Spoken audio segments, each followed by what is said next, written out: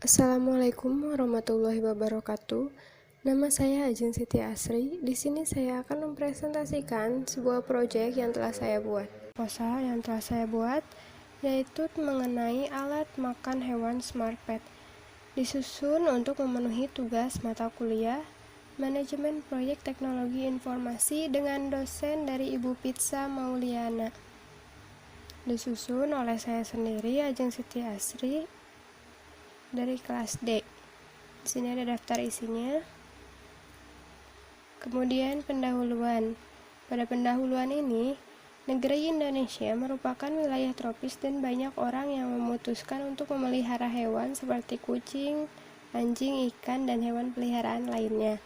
Banyak bagian wilayah Indonesia yang terdapat hewan peliharaan ataupun hewan liar yang terlantar tanpa mendapatkan makan minum. Sulit bagi mereka untuk mencari makan, dan terlebih lagi banyaknya orang yang tidak menyukai hewan hingga menyiksa para hewan yang hanya meminta makan. Kemudian kucing menjadi sasaran utama pada proyek ini karena populasi kucing yang cukup banyak terlantar di mana-mana. Kucing adalah hewan berkaki 4 dan termasuk hewan yang cepat dalam berkembang biak. Tujuan dari pembuatan proyek ini yang pertama adalah membuat alat untuk tempat makan kucing. Kedua, memberikan makan hewan yang terlantar. Yang ketiga, membantu orang yang tidak suka hewan agar tidak diganggu oleh hewan tersebut. Kemudian yang keempat, yaitu membantu bagian kesehatan agar dapat mengurangi hewan yang terkena virus akibat makan sembarangan seperti makan tikus ataupun daging mentah. Selanjutnya, di sini ada rincian keuangan. Yang pertama ini adalah barang-barang yang akan dibutuhkan dalam proyek. Itu ada box makan kucing, kamera mini, Arduino Uno, kabel jumper, servo, sensor ultrasonik atau sensor gerak. Kemudian ada brainboard, kabel USB, kurung alat dari kaca.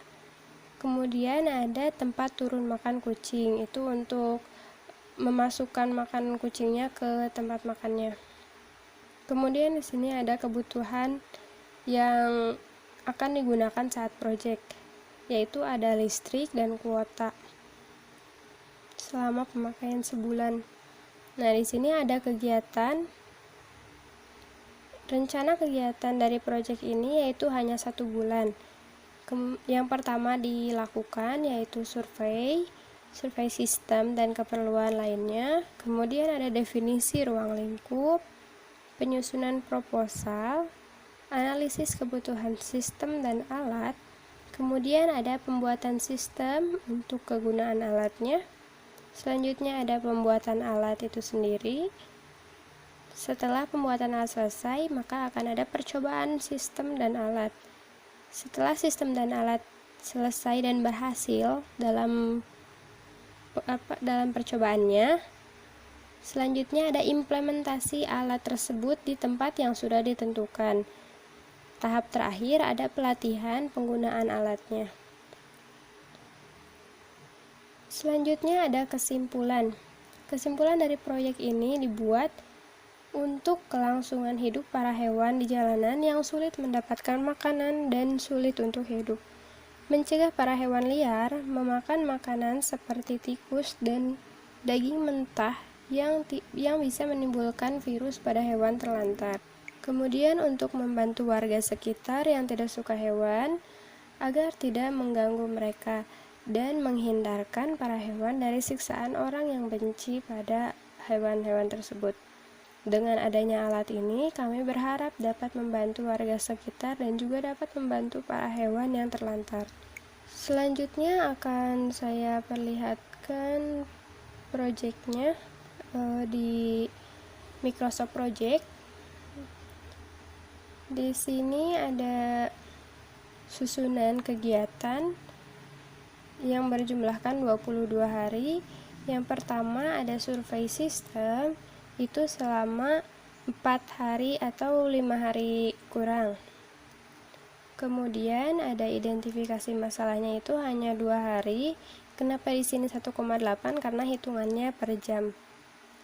Kemudian ada definisi ruang lingkupnya dan penyusunan proposal. Di sini kenapa penyusunan proposalnya sama 5 hari? Karena penyusunan proposal itu sudah dilaksanakan sejak awal dari mulai survei sistem dan definisi ruang lingkup. Kemudian setelah itu ada analisis sistem. Analisis sistem di sini kita menggunakan 5 hari. Di sini ada 5 hari dari tanggal 9 sampai dengan tanggal 15. Analisis sistem ini mencakup analisis kebutuhan alatnya dan analisis kebutuhan dari sistem untuk penggunaan alat tersebut. Kemudian ada pembuatan sistem. Pembuatan sistem ini cukup lama karena sampai dengan pelatihan, yaitu selama kurang lebih 12 hari. Dimulai dari tanggal 16 sampai dengan tanggal 30.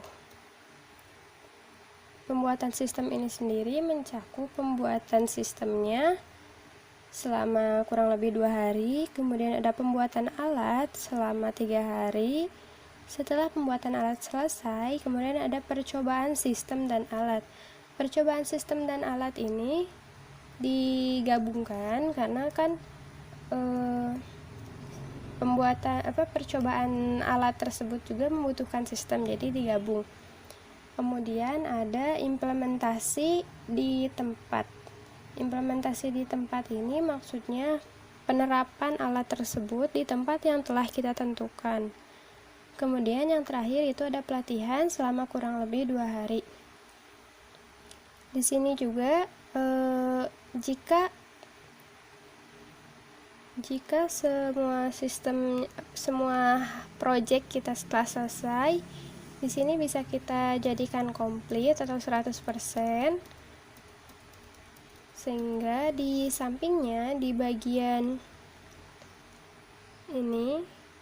ini jadi checklist semua jika sudah di-100-kan. Kemudian di sini kita juga menentukan untuk gajinya.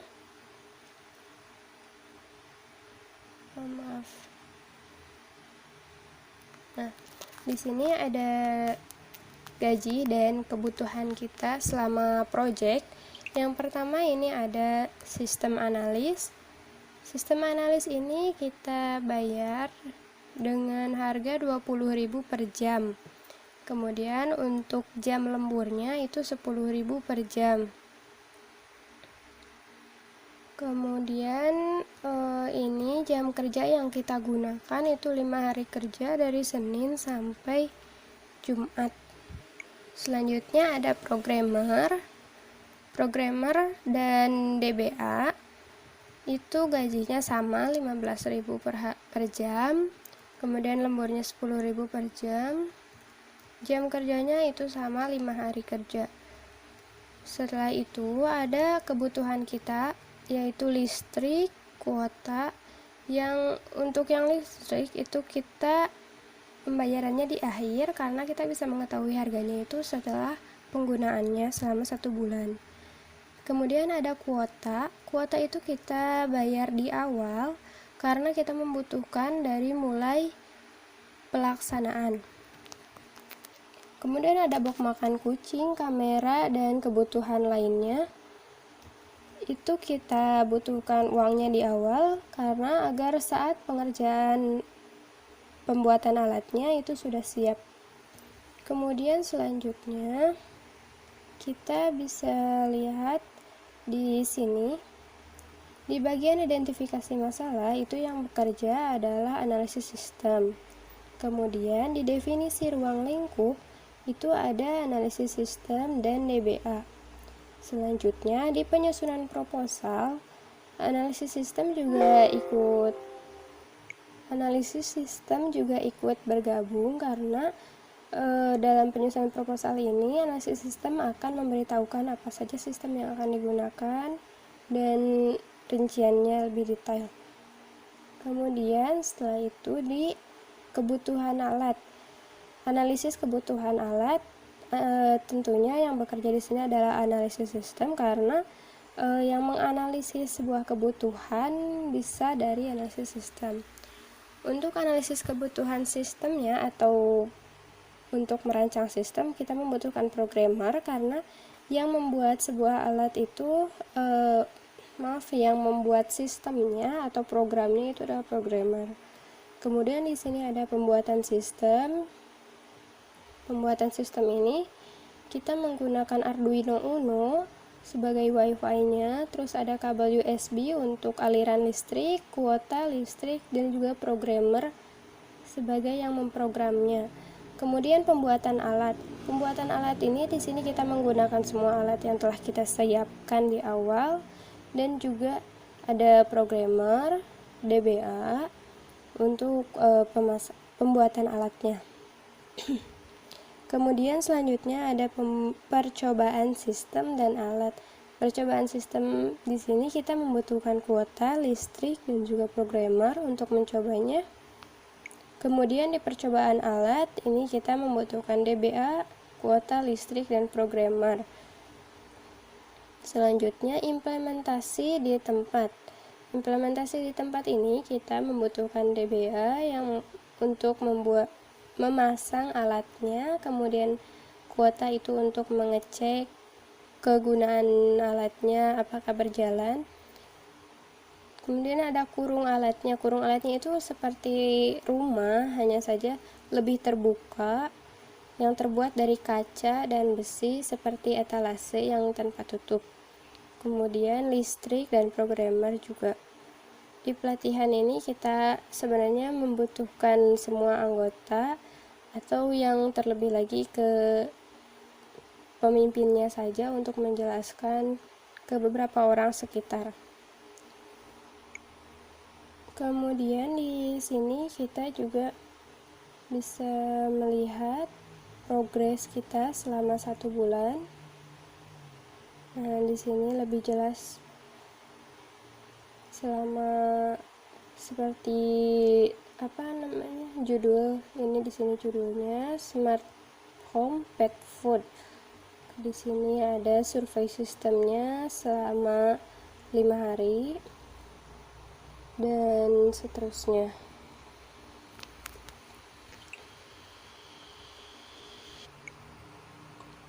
Kemudian kita akan melihat totalnya, total dari project.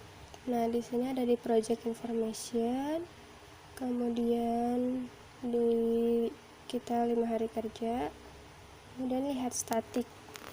Nah, di sini kita membutuhkan dana sebesar 7.400.006.499 dolar. Dan di sini juga sudah 100%. Mungkin cukup sekian yang saya jelaskan, kurang lebihnya mohon dimaafkan. Terima kasih telah menonton. Wassalamualaikum warahmatullahi wabarakatuh.